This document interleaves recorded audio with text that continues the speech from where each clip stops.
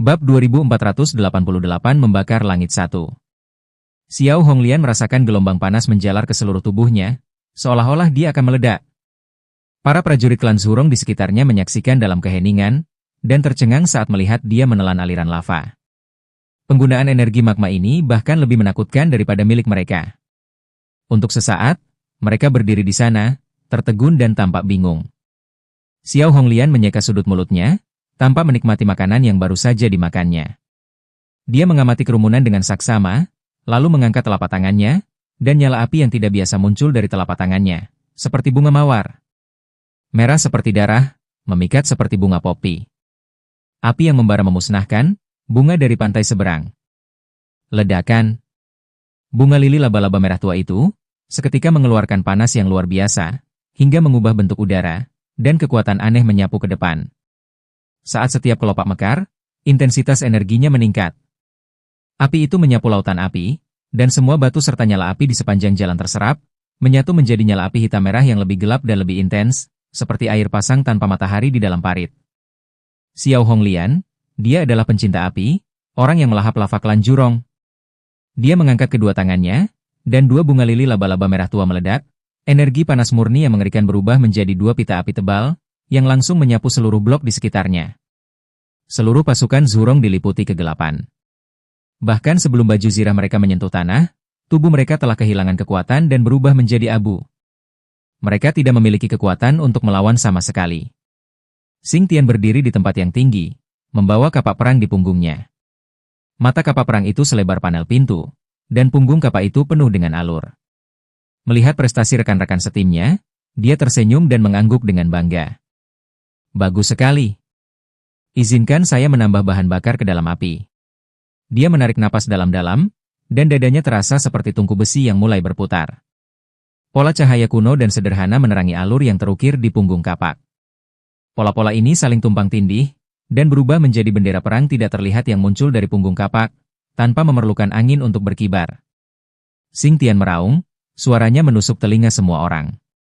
Peningkatan komprehensif, para tentara Xing Tian. Medan energi biru muda menerjang ke arah para sekutu. Seperti gelombang pasang, seketika berubah menjadi hantu biru yang menyelimuti mereka. Kemampuan keseluruhan dari semua unit sekutu di seluruh legiun bayangan, telah ditingkatkan secara menyeluruh.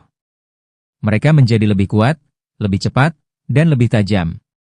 Xing Tian adalah karakter pendukung tim, meskipun indeks kemampuannya hanya sebesar 16.000 poin. Namun, seperti yang kita semua ketahui, seorang inhuman pendukung dapat memainkan peran besar dalam pertarungan tim, apalagi inhuman pendukung kelompok. Semua orang dapat merasakan persendian mereka mengencang setengah inci, dan setiap urat di serat otot mereka kembali lurus. Tangan besi Paman Yu menjadi semakin kuat.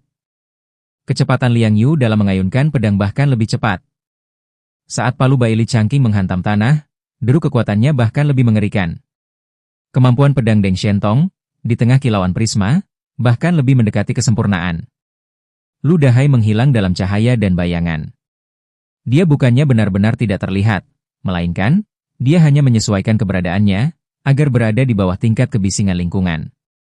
Di tengah panas yang bergejolak di udara, buih di magma, dan bayangan di samping bangunan, dia meluncur di sepanjang jalan yang paling mudah, seperti ikan berenang. Saat bersentuhan dengan manusia, hanya ada perbedaan suhu yang hampir tidak terasa. Saat meninggalkan tempat tersebut, hanya terdengar suara gemericik yang samar, dan hampir tidak terdengar. Tulang-tulang lengannya terbelah di siku, memperlihatkan dua bilah melengkung yang terbentuk secara alami, dengan bagian belakang seperti sirip hiu, dan tepian seperti bulan sabit putih yang dingin. Lu Dahai mengayunkan pedangnya melewati ketiak seorang prajurit Zhurong, dan dengan sekali ayunan pedangnya, tubuh lawannya terbelah menjadi dua secara diagonal dengan bunyi plop. Dia berjalan di belakang kedua prajurit itu, berpapasan dan meninggalkan jejak angin yang samar. Kedua sosok tinggi itu kemudian terpisah di pinggang mereka, seperti dua patung batu yang terbelah menjadi dua. Sepanjang proses tersebut, tidak terdengar suara pembunuhan yang keras, hanya kepulan kabut darah yang langsung menguap di udara panas. Dia seperti seorang pembunuh bayaran di balik bayangan, setiap serangan dan pembunuhan dilakukan secara diam-diam. Meskipun dia hanya bisa membunuh satu musuh, dia tidak pernah meleset. Dia tenang, akurat, dan tanpa ampun. Dia telah merencanakan semuanya dengan sempurna. Seluruh figur tempur Legiun Bayangan diperlihatkan kepada Zhang Yi dan yang lainnya. Yang Xin, Lukeran, Youker dan yang lainnya tetap tinggal, sementara Zhang Yi tetap bersembunyi di kehampaan. Menggunakan perang untuk mempertahankan perang, dan mengasah keterampilan para prajurit di sekitarnya, dengan cara ini, adalah pilihan terbaik. Zhang Yi tidak pernah membiarkan orang-orang yang tidak berguna berada di sekitarnya, bahkan orang penyendiri seperti Fatisu, setiap orang harus berguna baginya. Dengan kecepatan ini, kita hanya membutuhkan waktu 20 menit untuk menghancurkan seluruh wilayah perkotaan di dalam sungai lava. Yang Xin dengan tenang mempresentasikan hasil analisisnya. Menghancurkan kota bukanlah hal yang rumit. Tetapi, membunuh para prajurit Zhurong yang tersebar satu persatu akan membutuhkan waktu. Zhang Yi bertanya kepada hantu api. Hantu api, kau bilang bahwa yang menjaga wilayah sungai lava adalah penguasa neraka api, benarkah begitu? Iblis api itu menjawab dengan hormat. Benar, Tuan. Lalu di mana dia? Zhang Yi menyipitkan matanya. Ran Yutian sangat cerdas, dan sangat berhati-hati. Seranganmu terlalu dahsyat, dan aku khawatir itu telah membuatnya takut. Iblis api berkata dengan jujur. Zhang Yi menyipitkan matanya. Dia tidak akan bergerak, kecuali Ran Yutian muncul. Ini adalah permainan psikologis, siapa yang kehilangan kesabaran lebih dulu akan kalah. Bisakah dia hanya berdiri diam, dan menyaksikan seluruh sukunya dimusnahkan? Seluruh wilayahnya dihancurkan? Mungkin tidak. Zhang Yi mengangguk. Kalau begitu saya mengerti. Tidak satupun dari individu luar biasa yang telah mencapai tingkat kesatria itu adalah orang bodoh. Mereka semua telah berjuang sampai ke titik ini, melalui pertempuran sengit. Bahkan Ran Yutian, yang ditempatkan di sini, sangat memahami bahwa pasukan penyerang datang dari permukaan bumi. Dia terkejut oleh kekuatan penduduk darat yang berada di luar pemahaman mereka. Ini membuktikan bahwa intelijen mereka sepenuhnya salah. Fakta bahwa musuh mampu menyusup ke negara mereka secara diam-diam, menunjukkan bahwa klan Zhurong telah kehilangan keunggulan waktu dalam perang ini.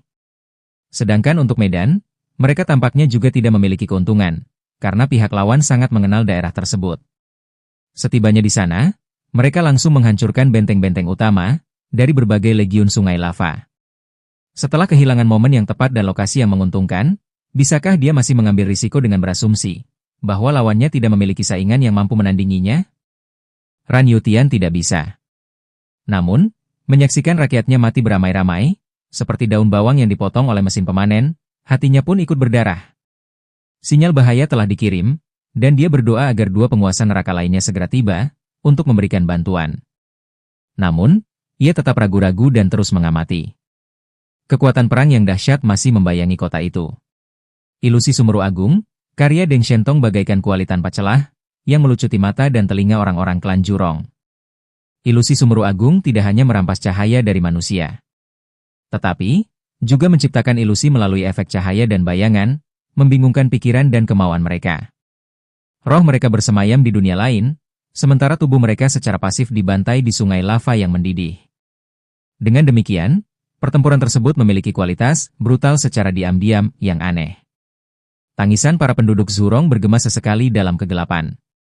Menara api mereka tampak dipadamkan oleh tangan yang tidak terlihat, dan formasi mereka dipotong menjadi kotak-kotak rapi oleh kekuatan yang tidak dikenal, lalu dibongkar satu persatu.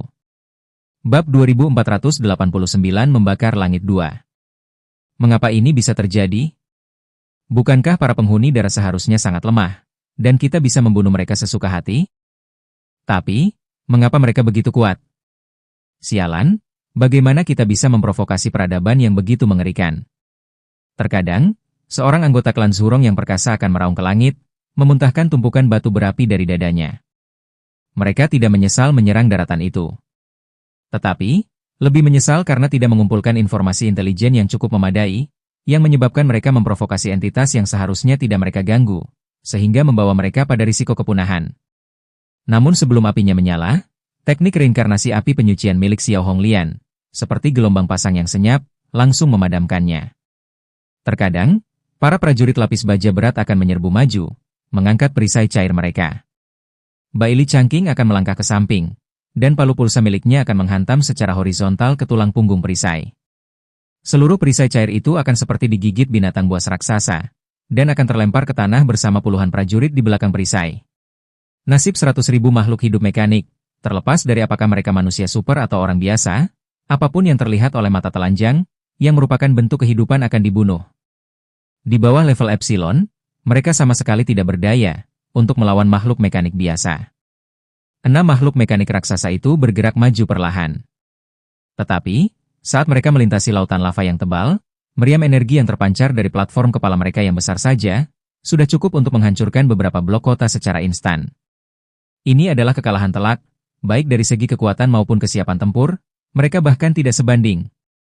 5 menit kemudian, lebih dari selusin kota, yang masing-masing membentang ratusan kilometer, menjadi sunyi dalam kegelapan, setelah hancur total. Ketika kegelapan memudar, jalanan dan ganggang menjadi sunyi, seolah-olah hujan abu baru saja berlalu.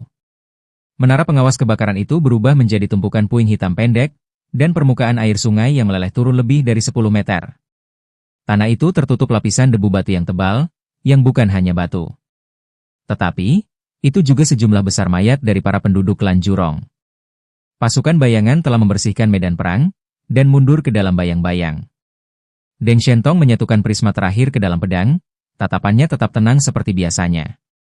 Baili Changqing menyandang palu pengukur denyut nadi di bahunya, dan menghembuskan napas panjang berisi udara panas. Itu benar-benar menggembirakan. Klan Jurong kemudian mengerti. Ini bukanlah pertarungan bolak-balik, ini adalah penaklukan total yang berasal dari berbagai tingkatan, metode, dan pemahaman tentang dunia. Dan pasukan bayangan adalah pedang paling tajam dalam penaklukan ini. Deru sungai yang meleleh itu bergema, seperti dentuman genderang 1000 pasukan di bawah tanah. Garis pertahanan pertama langsung ditembus, dan kota terluar kerajaan klan Jurong telah lenyap diterpa hujan abu. Tepat pada saat itu, beberapa makhluk perkasa yang berada jauh di dalam urat-urat batuan, akhirnya mencapai titik puncaknya. Dari kedalaman sungai lava, aura yang luas dan megah membumbung ke langit. Seekor paus lava kolosal muncul dari air, menyemburkan magma putih yang spektakuler dari lubang napasnya, seperti mahkota api raksasa yang menjulang tinggi. Mahkota-mahkota api itu menyala satu persatu, seperti mata merah raksasa yang tiba-tiba terbuka di malam hari. 5 sosok menjulang tinggi muncul selangkah demi selangkah, dari kedalaman laut yang meleleh. Lava mengalir dari bahu mereka, di antara jari-jari mereka, dan di antara kuku mereka, terus mengeras menjadi sisik-sisik baru. Kehadiran mereka membakar seluruh ruangan, seperti 5 gunung berapi yang baru meletus, membuat langit-langit berkobar. Zhang Yi menatap bumi dari langit, merasakan fluktuasi energi dari entitas-entitas ini, matanya berbinar samar-samar. Jadi, akhirnya ada inhuman setingkat uskup yang muncul juga? Youker bertanya. Haruskah kita bertindak? Tidak perlu, berikan saja kepada mereka sebagai batu asah. Zhang Yi berbicara dengan tenang, lalu mengingatkan Lu Keran. Siapkan senjata utama sang pemimpi. Jika mereka kalah jumlah, serang langsung. Meskipun penting untuk melatih bawahan Anda, cedera dan kematian yang tidak perlu tetap harus dihindari. Lagi pula, membina seorang inhuman tingkat Epsilon membutuhkan banyak sumber daya. Yang pertama mengeluarkan geraman rendah adalah raksasa kekar bernama Yan Zhang.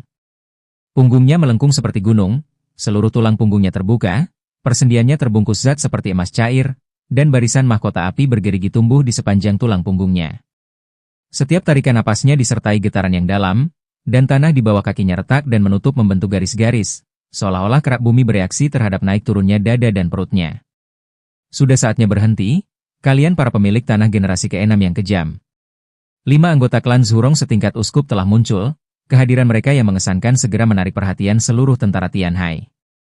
Hal ini memang memberikan secercah harapan, bagi sebagian pengungsi Jurong yang melarikan diri, dan para prajurit tentara biasa. Namun, tatapan mereka serius, dan mereka sangat menyadari kekuatan musuh. Deng Shentong dan yang lainnya, mengenakan baju zirah, hanya mencibir saat mendengar kata-kata orang Jurong itu. Pedang Deng Shentong menunjuk ke arahnya dari kejauhan. Ketika kalian menelan tanah kerajaan Huasu kami dengan magma, dan membakar ratusan ribu orang Huasu menjadi abu, mengapa kalian tidak mengatakan itu kejam? Karena kalian telah memilih untuk berperang, kalian harus menanggung konsekuensi kekalahan. Inilah hukum rimba, di mana yang kuat memangsa yang lemah, adalah hukum yang kalian pilih pertama kali. Jadi sekarang, berhentilah bicara omong kosong. Kelima komandan Jurong yang berstatus uskup itu tampak serius, mereka tidak dapat membantah kata-kata Deng Shentong. Mereka tidak menentang perang, mereka menentang kekalahan. Jika mereka menang, mereka juga akan memilih untuk membakar semua penduduk daratan, hingga menjadi abu. Baiklah, biarkan kekuatan kita yang berbicara. Namaku Yan Zhang. Mohon ingat namaku. Sekalipun aku mati dalam perang melawan suku-suku asing, aku tidak ingin dilupakan. Dia mengetuk pelindung dadanya dengan punggung tinjunya, suaranya seperti guntur yang bergema di dalam gua. Yang kedua muncul adalah seorang prajurit tinggi dan ramping, dengan baju zirah bermotif rumit. Selendang merahnya menjuntai dari belakang lehernya hingga ke pinggang, dan lengannya dihiasi dengan bilah-bilah melengkung yang meleleh, dan mengalir seperti air. Langkah kakinya ringan, dan suhu justru turun alih-alih naik kemanapun dia pergi, seolah-olah dia menyerap panas ke dalam punggung pisau. Dia tersenyum tipis, memperlihatkan deretan gigi putih cemerlang, tatapannya setajam ujung pisau ramping. Gerbang peleburan. Dia mengangkat pedangnya memberi hormat. Dan siapakah lawanku? Yang ketiga adalah seorang jenderal wanita dengan rambut merah menyala, dan pita cahaya yang terus berputar di sekelilingnya, seperti pasang surut air laut. Setiap kali dia mengangkat tangannya, percikan api kecil akan berkumpul dan menyebar di ujung jarinya, seolah-olah dia sedang mengarahkan gelombang yang tidak terlihat. Dia mendongak, matanya dipenuhi dengan rasa jijik yang angkuh. Namaku Cilan. Suaranya bergetar. Yang keempat bertubuh kurus, dengan lempengan pelindung yang tampak seperti lapisan sisik halus, dan inti kristal transparan yang tertanam di dadanya, di mana nyala api tipis berkedip-kedip seperti kepulan asap. Sarung tangannya berupa sangkar logam dengan jari-jari yang tersegmentasi, dari mana benang api yang sangat halus dan tidak terhitung jumlahnya ditarik. Benang api itu menjalin membentuk jaring di udara, dan dengan tarikan lembut, benang-benang itu membelah batu besar di kejauhan, menjadi ratusan irisan tipis. Kayu bakar terbang. Dia berkata dengan tenang. Siapa yang akan melawan saya? Yang terakhir dilapisi baju zirah berwarna merah pasir, yang permukaannya bukan logam, melainkan lempengan pasir cair tembus pandang, dengan gelembung udara kecil yang mengambang di dalamnya. Dia menggenggam kedua tangannya, dan pasir halus mengalir dari telapak tangannya, seketika mengembun menjadi perisai lengkung yang jernih namun berat. Tatapannya tenang dan sabar, seperti angin di padang pasir. Pasir api. Suaranya tidak keras, tetapi menenggelamkan kebisingan di sekitarnya. Jangan membantai yang lemah. Biarkan yang terkuat di antara kalian keluar, dan melawan kami. 5 uskup yang perkasa, berdiri dalam formasi melengkung yang tidak mencolok, mengelilingi barisan terdepan para penyusup. Bab 2490 membakar langit 3. Udara sangat panas sehingga cahaya menjadi terdistorsi, dan suasananya terasa pengap, seperti gendang yang diregangkan dengan kencang. Menghadapi pembantaian sungai lava oleh pasukan mekanik, beberapa tokoh berpengaruh akhirnya tidak dapat menahan diri, dan menunjukkan diri mereka. Mengambil tindakan dalam keadaan yang tidak menguntungkan seperti itu, jelas merupakan tindakan yang tidak bijaksana. Zhang Yi cukup mengagumi keberanian mereka. Tetapi, mereka tetap harus dibunuh. Ini tidak ada hubungannya dengan baik atau jahat, ini hanyalah perbedaan sudut pandang. Para pahlawan klan Zhurong adalah makhluk yang harus mereka singkirkan. Zhang Yi bertanya kepada hantu api.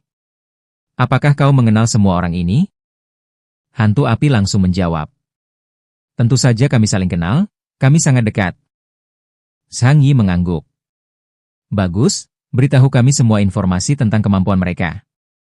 Baik, Tuan. Tidak lama kemudian, informasi tentang 5 uskup putih suku Zhurong disampaikan secara rinci kepada para prajurit di tempat kejadian. Melihat hal ini, mereka merasa semakin percaya diri. Yang Xin Xin duduk dengan tenang di pusat komando sang pemimpi, dan berdasarkan informasi intelijen dari kelima orang tersebut, dia mulai merumuskan rencana pertempuran. Tugaskan personel yang tepat untuk menangani situasi tersebut berdasarkan kemampuan mereka. Tidak lama kemudian, semua orang menerima instruksi dari Yang Xin Xin. Fatih Su membusungkan dadanya, dan dengan bangga melangkah maju lebih dulu. Zirah yang dikenakannya berkilau dingin di tengah suhu tinggi, dan 2 sayap peredam panas di pelindung bahunya terbentang, seperti 2 bulu berwarna es. Dia tidak berbicara, tetapi hanya menyesuaikan pembesaran kacamata taktisnya ke atas 1 tingkat, lalu menarik napas dalam-dalam. Aku akan melawanmu. Dia menatap Cilan. Dia dengan tepat memilih satu-satunya wanita di antara kelima orang tersebut. Kemampuan lawan dinyatakan dengan jelas dalam laporan intelijen, lagu ilahi gelombang lelehan. Kemampuan gelombang suara digunakan untuk menarik magma, menciptakan pasang surut dan pembatasan, yang dapat menyebabkan naik dan turunnya volume. Pada saat yang sama, zona gelombang lelehnya dapat menciptakan perpindahan ambang batas termal di sekitar musuh, membuat orang berpikir mereka berdiri di tanah yang kokoh, padahal sebenarnya kaki mereka sedang runtuh. Cilan dan Fatisu saling bertukar pandang, lalu keduanya segera terbang menjauh. Yang lainnya juga dengan cepat memilih target mereka. Di medan pertempuran setingkat uskup putih, tidaklah mudah bagi orang lain untuk ikut campur, dan bahkan inhuman setingkat kereta putih pun perlu berhati-hati saat memberikan dukungan dari pinggir lapangan. Kesopanan tidak lagi dibutuhkan di medan perang. Setelah meninggalkan yang lain, Fatisu dan Cilan tiba di kota lava yang hancur, dan memulai duel mereka. Meskipun kau adalah seorang wanita, sebagai seorang pria Sigma, aku tidak akan menahan diri. Fatisu gemuk berkata dengan tenang kepada Cilan. Tatapan Cilan menjadi dingin, dan dia sama sekali tidak menjawab. Pertanyaan-pertanyaan tidak masuk akal dari Fatih Gemuksu. Dia membuka bibirnya, dan dari tenggorokannya keluarlah sebuah lagu yang aneh, namun merdu. Lagu itu bergema ke segala arah, meresap ke dalam tanah, dan bahkan mengadu gelombang dahsyat lautan magma. Sesaat kemudian, bola-bola api merah menyala yang terbentuk dari suhu sangat tinggi muncul dari bawah kakinya. Udara terasa terdistorsi, dan bergejolak akibat panas yang menyengat. Ribuan bola api berkumpul membentuk lingkaran cahaya di sekelilingnya. Dia segera menyatukan kedua tangannya membentuk lingkaran, dan dengan kilatan cahaya di matanya, lingkaran cahaya itu langsung membelah bagian depannya. Permukaan lautan lava mengembang dan menyusut, seiring dengan nyanyiannya, seperti dada seekor binatang buas raksasa, dengan puncak pasang surut yang naik dan palung yang turun, seketika menerjang ke arah Fatisu. Fatisu melangkah maju, jari-jari kakinya menyentuh tanah, saat dia mengambil posisi bertarung. Aku lupa memberitahumu sesuatu, aku berasal dari Shandong bagian timur. Bertemu denganku seperti bertemu musuh bebuyutanmu. Dia menggunakan garpu bergigi 9 itu dengan sangat terampil.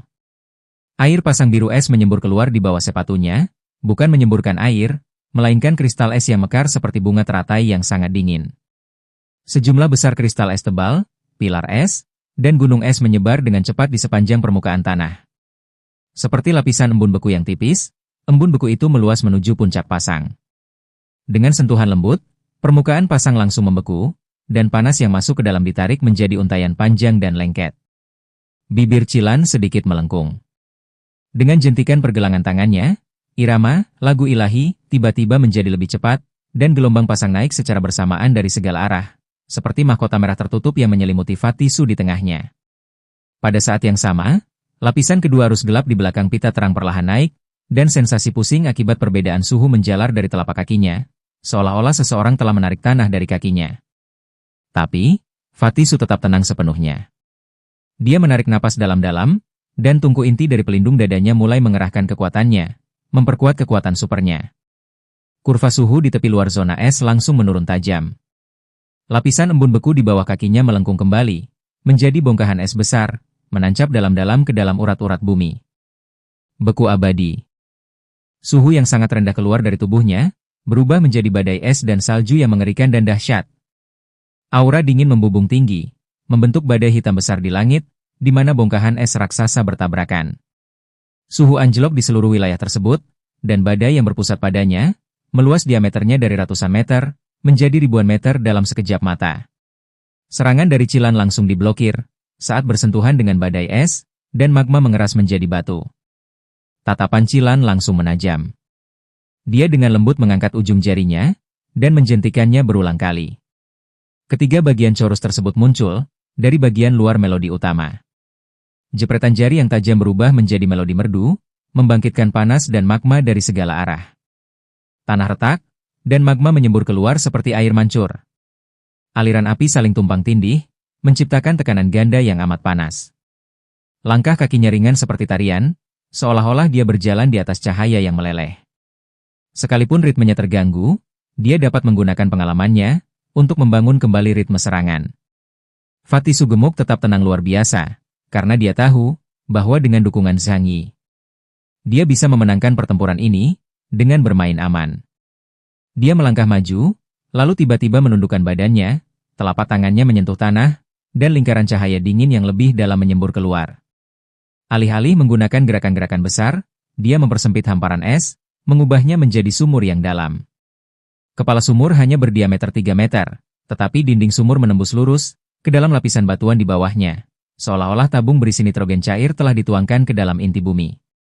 Saat air pasang masuk ke dalam sumur, panas terperangkap di luar sumur, dan suhu di dalam sumur turun tajam. Beku kan? Fatih Su mengangkat telapak tangannya, dan menekannya ke bawah. Tiba-tiba, aliran lava di sekitarnya tampak tersumbat, lingkaran luar terus bergejolak, tetapi lingkaran dalam kehilangan kekuatannya. Cilan mengerutkan kening, mengangkat ke-10 jarinya, dan mulai memainkannya dengan cepat, seolah-olah sedang memainkan sebuah karya musik. Dia menggunakan nyanyian ilahinya untuk menarik lapisan magma yang lebih dalam, menghubungkan lautan magma di bawah benua yang mengapung, hamparan luas yang tampaknya tak berujung.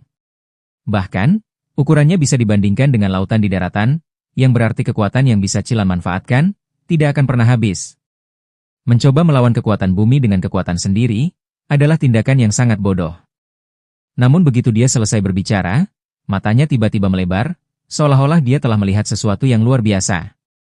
Udara di sekitarnya berubah menjadi biru tua, seolah-olah seluruh ruang itu telah membeku. Lautan lava yang dia perkirakan tidak akan bergerak sama sekali. Maaf, tapi kemampuanmu terlalu mudah untuk diretas. Fatih Su melengkungkan bibirnya, membentuk senyum dingin. Cara kamu bertarung dengan berkomunikasi dengan magma dan api, melalui suara hanyalah dengan membekukan ruang dan partikel di udara, mencegah suara kamu ditransmisikan. Bukankah itu akan membuatmu tidak berguna?